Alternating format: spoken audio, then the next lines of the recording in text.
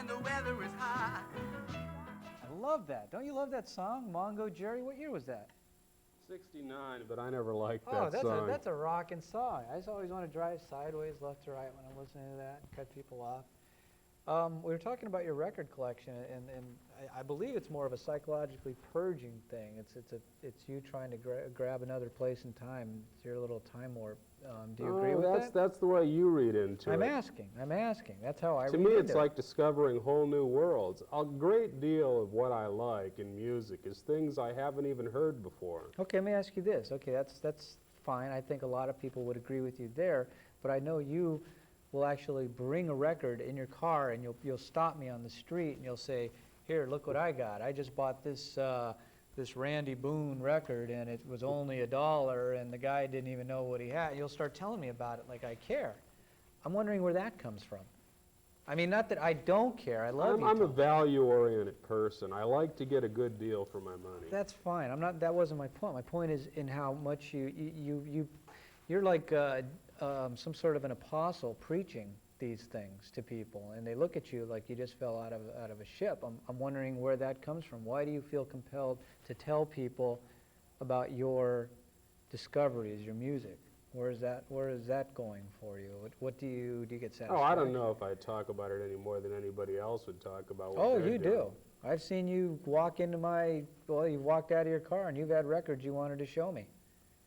You've made tapes for me, which is very nice. I know I really like the tapes you've made for me, but out of the blue, I would get tapes from you, and you obviously put a lot of time into it. I thought, well, not everybody does this.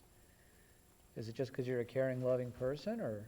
Maybe it's because it's something that's indigenous to Southern California. If I was living in Maine, there wouldn't be too many records around to be buying. Oh, okay. Then you'd probably be into something else like gun collecting. Maybe. You have a record here. Let's see if I can get a shot of this. It's Randy Boone and Roberta Shore. You say you've never heard this before. Not till I sampled it in the music store. Okay. And I liked the sound of it, so I bought it. Had you not liked the sound of it, well, what prompted you to listen to it? It's hard let's to listen explain. it. Actually, let me hear a little of this song. I'd like to hear it, and then you could tell me what it is that grabbed you with it. I love my Willie, Leo, Leo. You know, she sounds sort of like Annette Funicello. That might be what drew me to the record. It also reminds me of the early Thousand Oaks, where a lot of Western TV shows were filmed in the rural area surrounding Thousand Oaks. So this song is like a smell to some people. Okay, that's enough of the song. This song is like a smell to some people. It brings back memories. If it prompts a memory in you, it's worth the money you spent on it. Something like that. But if it doesn't prompt a memory, but you like the sound, will you buy it? Yes. Can you give me I an love example? to discover new old music. Really? Can you give me an example? The Pebbles series from Archive International Productions, North Hollywood. You mean Bam Bam and Pebbles?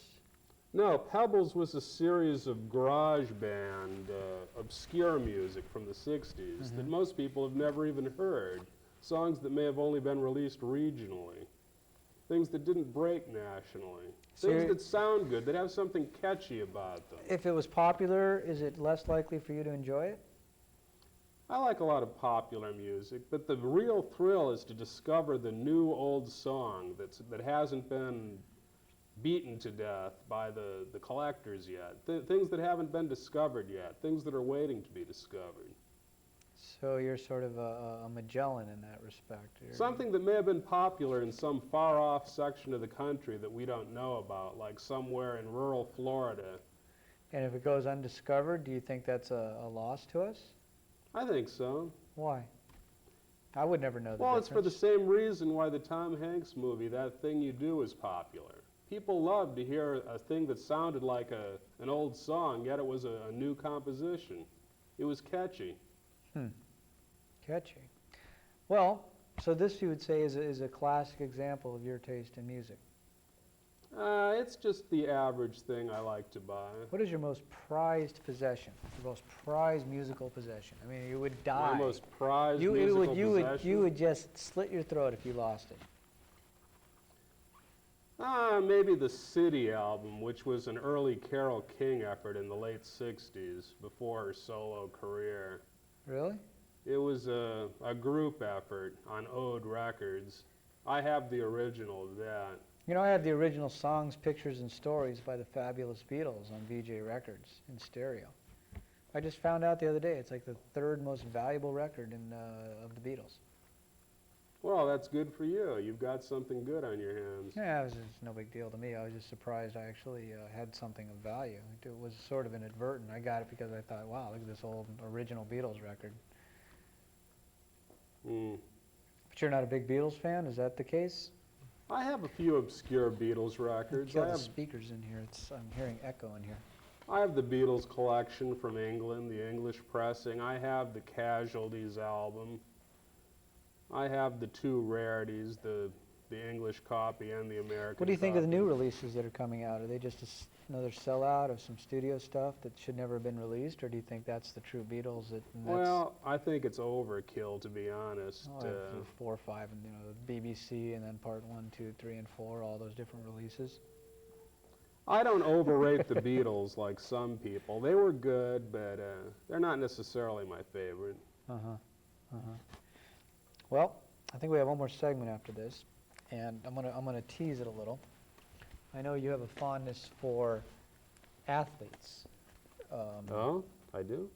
Well, you talk a lot about athletes. I know you went to a Dodger game recently.